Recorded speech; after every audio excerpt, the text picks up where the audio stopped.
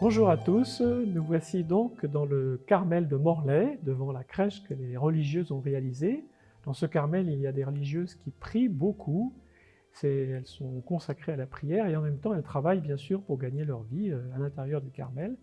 Mais il faut savoir qu'elles nous portent aussi dans la prière, elles portent les habitants, elles portent toutes les familles du Finistère dans leur prière. Nous allons donc fêter Noël et nous sommes vraiment très heureux de fêter ce Noël et peut-être plus que les années précédentes puisque nous fêtons Noël après des mois et des mois de confinement, après des mois d'angoisse aussi face à la maladie du Covid-19 qui se développe, dont on ne voit pas bien comment elle va se terminer, avec aussi les difficultés que nous pouvons éprouver de ne pas pouvoir nous rencontrer, de ne pas pouvoir vivre des relations fraternelles simples, les difficultés aussi par rapport au travail, voilà, beaucoup de gens qui ne peuvent pas travailler et de ceux qui ont de plus en plus de difficultés à vivre à cause de ça. Et donc Noël arrive vraiment comme une bouffée d'espérance au milieu de nos ténèbres en quelque sorte.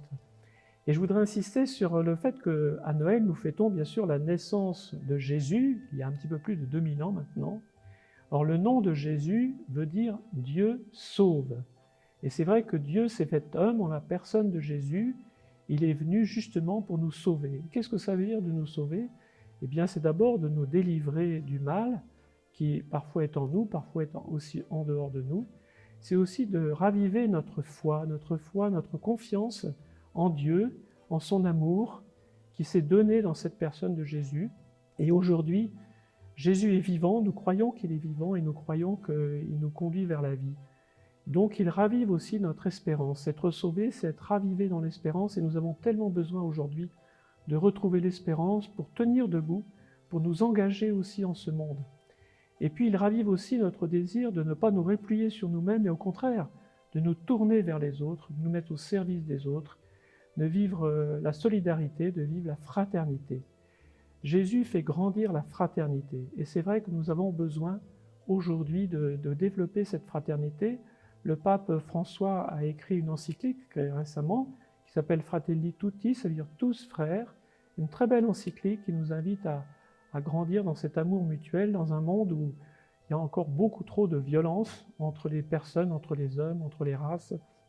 Et nous avons besoin de retrouver cette amitié fraternelle. Cette amitié fraternelle, cette fraternité, nous avons à la développer bien sûr auprès des personnes qui souffrent en ce moment davantage, de ceux qui souffrent de cette pandémie, de tous ceux qui nous entourent, et en particulier à Noël, on sait qu'il y a beaucoup d'efforts pour une grande solidarité entre les personnes, et en particulier vis-à-vis de ceux qui souffrent la solitude.